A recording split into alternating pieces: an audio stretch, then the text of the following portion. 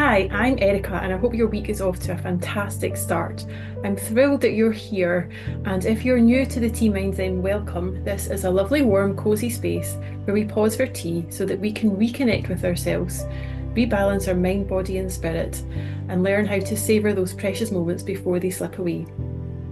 In each episode, we explore how something as simple as a cup of tea can be a gateway to mindfulness, mental fitness, and learning to be more present in the way that we live.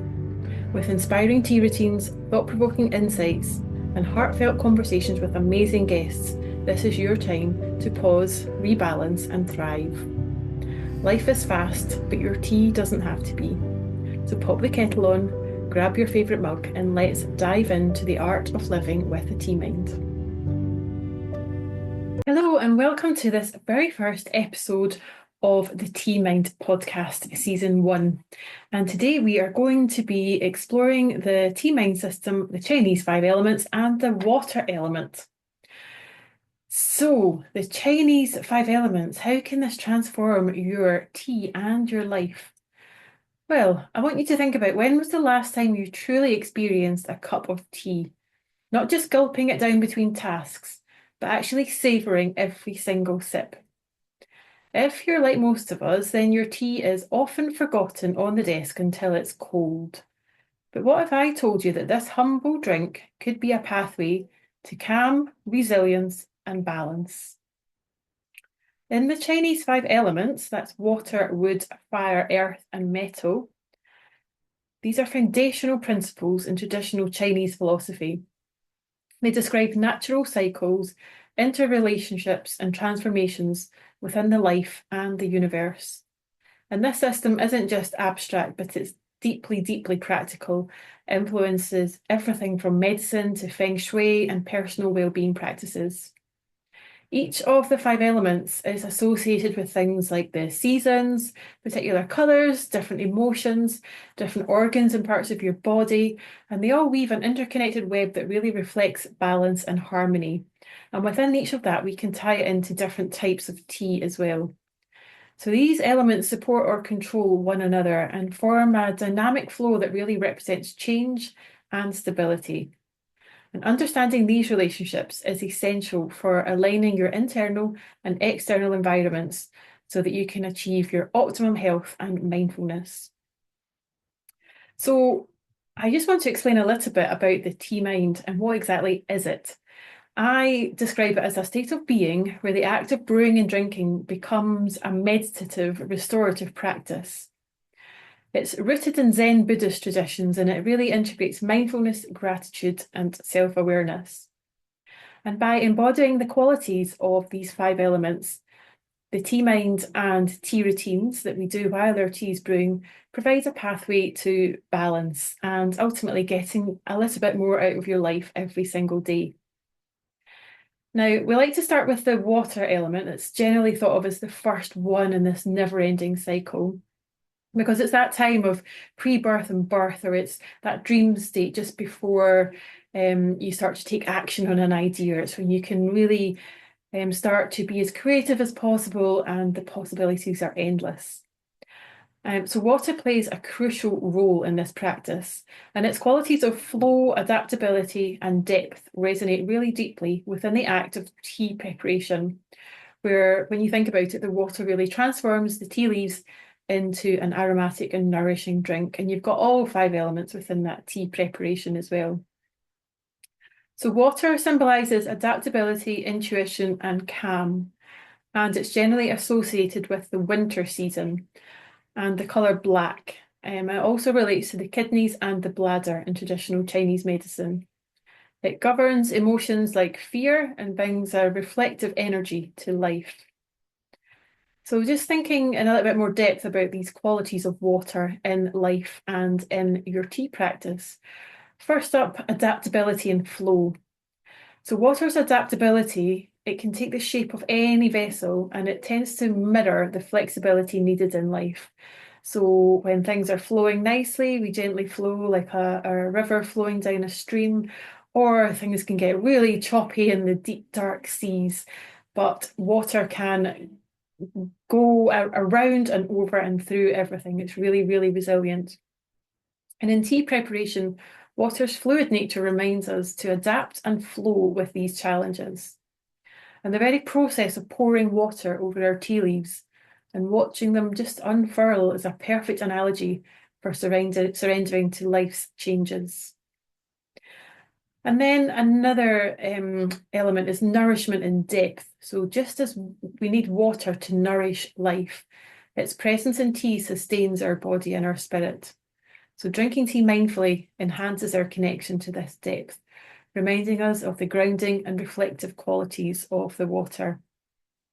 So winter, or when you're starting a project, it is a really good time to ground yourself and really reflect on what's gone on before and what you're looking to achieve in the future. It also relates to quiet strength. So despite its softness, water also has the power to carve through stone. When we just think about how water's shaped so much of our landscape, you can see just how powerful this quiet, adaptable, flexible element can really be. So this quiet strength teaches us resilience and persistence, qualities that can be fostered through these consistent little tea routines every time you're brewing your tea every single day. So in traditional Chinese medicines, the kidneys are often referred to as the root of life, and these are governed by the water element. They store the essence, Jing, which is crucial for vitality and longevity. Supporting the water element through hydration, diet, and mindfulness practices like tea routines really help to strengthen this essence. And the emotional association of fear within the water element is equally significant. So this is a real sign if you are slightly imbalanced within this element. Fear can often show up. And traditional Chinese medicine teaches that balance in water energy helps to mitigate this fear and to build courage. So a calming tea routine can help towards getting this balance. And then when we look at winter itself, this is the season of water, and it really invites introspection. It's a time when nature really slows down, and we tend to slow down too. And we can really embrace that stillness so that we can replenish our energy within and nourish ourselves. So working with tea, really teaching ourselves to slow down, we can enrich the qualities of water and offer a way to really bring more mindfulness and warmth into our days. So the tea routine that I suggest for this week while you're brewing your tea is a simple sort of mindfulness tea routine. And the tea associated with the water element is generally white tea. So any type of white tea, whether it's silver needle or even a flavoured white tea would be good. Generally, white teas are the least processed of all the teas, so in their most natural state, they're often very, very delicate, and they can sometimes need quite a lot of time to unfurl to get the real taste and the essence of the tea into the liquor.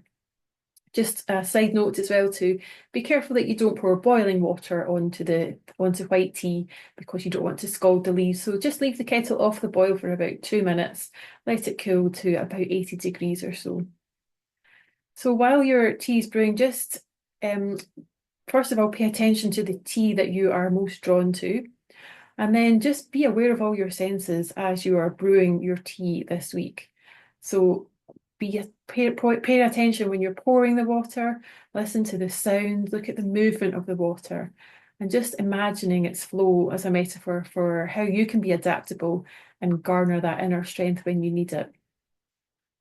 And just observe the leaves as they start to unfurl, and maybe think of a few things that you're grateful for so that you can sustain and nurture your well-being. And then when your tea is brewed, just try and focus on just brewing, just sipping your tea. So really hold your cup and feel its warmth, and just notice your breathing as you notice if there's any areas of tension in your body. And as you sip your tea, perhaps just send your tea to those areas that need to relax. And just take a few moments to reflect on what it means to flow with life's challenges as you gently nourish yourself. And then perhaps finishing with a simple grounding practice, perhaps like visualizing that you've got roots coming from the earth, just gently connecting your feet to the ground and to the earth, and just anchoring that fluidity of water into your life. So this is much more than just drinking a cup of tea. It's being fully absorbed and present for the moment.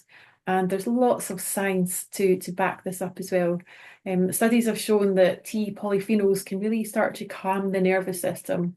And even the aroma of some tea can help reduce stress markers. So how else can you embrace these water element principles into your life for this season? Well, looking beyond tea, you can one really good thing to do is to make sure you are being hydrated enough. So ensuring that you've got lots of water intake and maintaining your physical and energetic balance. Of course, you can get lots of water through tea. I reckon about 99% of my hydration comes through tea. And also mindful movement. So this season, the water element's really suited to more gentle, fluid exercises like yoga, tai chi, qigong, anything like that. That's quite soft and flowy, not so much sort of hard runs, but yeah, something that really reflects the water element a little bit more. Swimming, obvious example, or surfing, anything, just get in the water more, have some more baths, really immerse yourself as much as possible. And then the third one is journaling. It's often good to really reflect on any fears and just let them flow out in your writing. So perhaps a tea routine for this week as well could be just to free flow writing for 3 minutes, just whatever is on your mind. And it really can help to get your thoughts onto paper so you can organise them. So then hopefully you can see how by understanding and integrating the water element within your tea mind practice can really start to deepen your connection to yourself and also to the world around you.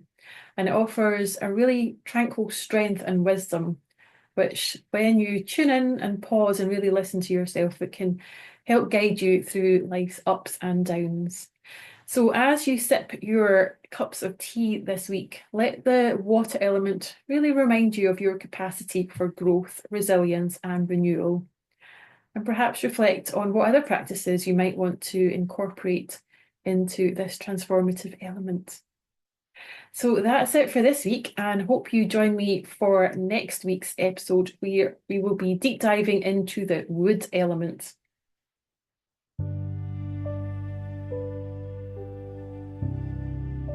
I really hope you enjoyed this episode, and I encourage you to consider one idea that you could take forward into your own life today.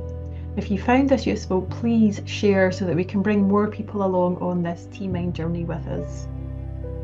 And just a little disclaimer to note that the content shared on the Tea Mind podcast and web pages are for informational and inspirational purposes only, and are not intended to be a substitute for professional medical advice, diagnosis, or treatment. Always seek the advice of your doctor or qualified healthcare professional with any questions that you may have regarding your health or a medical condition. Never disregard professional medical advice or delay seeking it because of something you've heard on this podcast. The host and contributors of the Tea Mind podcast disclaim any liability for decisions made based on the information provided. Always consult a professional for your individual needs.